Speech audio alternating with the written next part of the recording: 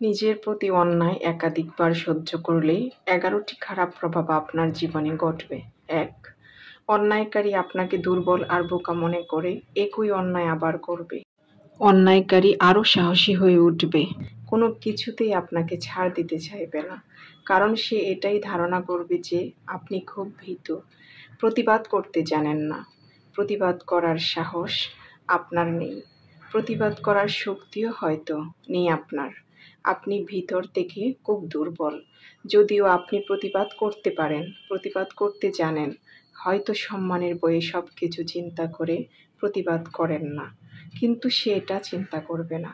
সে ভাববে আপনি ভিতর থেকে খুব দুর্বল, আপনার সাথে যা ইচ্ছা তাই করে সব কিছু আবার খুব সহজে স্বাভাবিক করা যায়। আপনার ভালো মন মানসিকতাকে সে দুর্বলতা হিসেবে চিহ্নিত করবে। সত্যিকার অর্থে অন্যায় মেনে নিলে অন্যায়ের শেষ হয় না, বরং শুরু হয়। ২.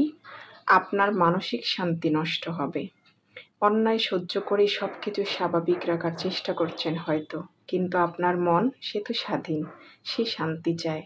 অন্যায়ের দুর্বিষহ স্মৃতি মন মুছতে পারে না, তাই আপনি বিষণ্ণ হয়ে যাবেন, কোনো কিছুতেই ফোকাস ধরে রাখতে পারবেন না, কোনো কিছু ভালোও লাগবে না, নিজেকে খুব অসহায় আর একা মনে হবে। অবচেতন মন আপনার বারবার শুধু প্রশ্ন করতে থাকবে, এই কেমন পৃথিবী, এই কেমন পৃথিবীর বিচার, এই পৃথিবীতে না আসলেও পারতাম। এমন দুশ্চিন্তা দুর্ভাবনায় বারবার কাজের প্রতি আপনার ছন্দপতন হবে, আপনি হতাশ হয়ে যাবেন, আপনার মানসিক স্বাস্থ্য ভেঙে পড়বে। ৩. শারীরিক নানান জটিলতা দেখা দিবে। দেহ আর আত্মা মিলে একটা মানুষ স্বয়ংসম্পূর্ণ হয়। হৃদয় শরীরের অংশ হলেও তার অনুভূতিগুলো আত্মার। হৃদয়ের প্রভাব আত্মাকে কাঁদায়, হাসায়। তাই আপনার মন বা হৃদয় ভালো না থাকলে আত্মা কষ্ট পাবে, যার প্রভাব শরীরে এসে পড়বে। মাথা ব্যথা, হার্টজনিত সমস্যা সহ নানান শারীরিক অসুস্থতা আপনাকে ঘিরে ধরবে। ৪. আপনার আত্মসম্মানবোধ থাকবে না। অন্যায়কারী যখন দেখবে আপনার সাথে অন্যায় আচরণ করার পরেও আপনি সবকিছু সহজভাবে মেনে নেন, সিরিয়াস হন না, তখন আপনাকে সে আরও নিচে নামানোর চেষ্টা করবে।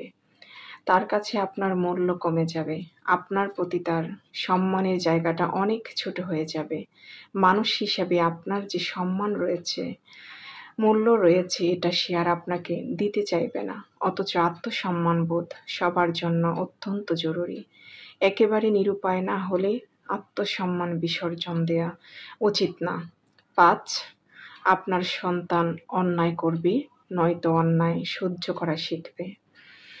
শিশুরা যেহেতু যা শোনে, যা দেখে তাই শিখে, আর শিশুদের শেখার প্রধান কেন্দ্রবিন্দু যেহেতু মা বাবা, তাই আপনি যা করবেন, আপনার সাথে যা ঘটবে, তার বিরাট প্রভাব আপনার সন্তানের মস্তিষ্কে পড়বে।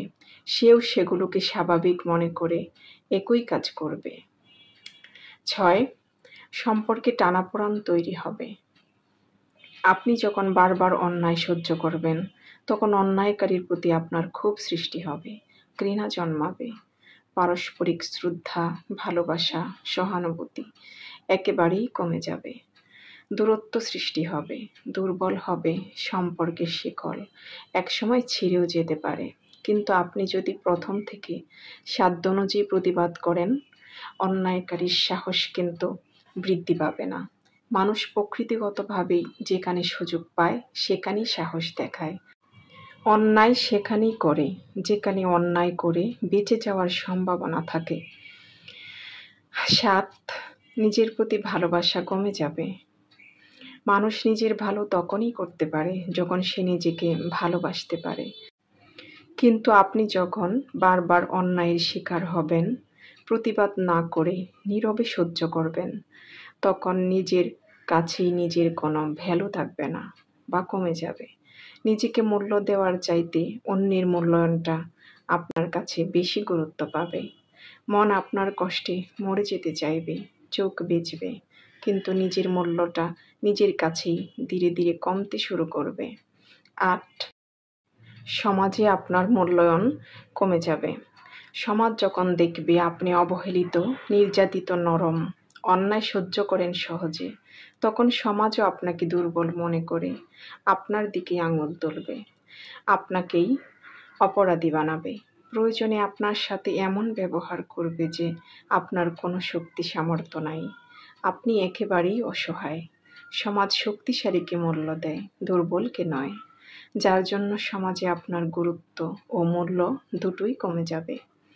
9, আত্মবিশ্বাস কমে যাবে। যাকে বারবার আঘাত সহ্য করতে হয়, যে বারবার অন্যায় সহ্য করে যায়, সে নিজের প্রতি বিশ্বাস হারায়।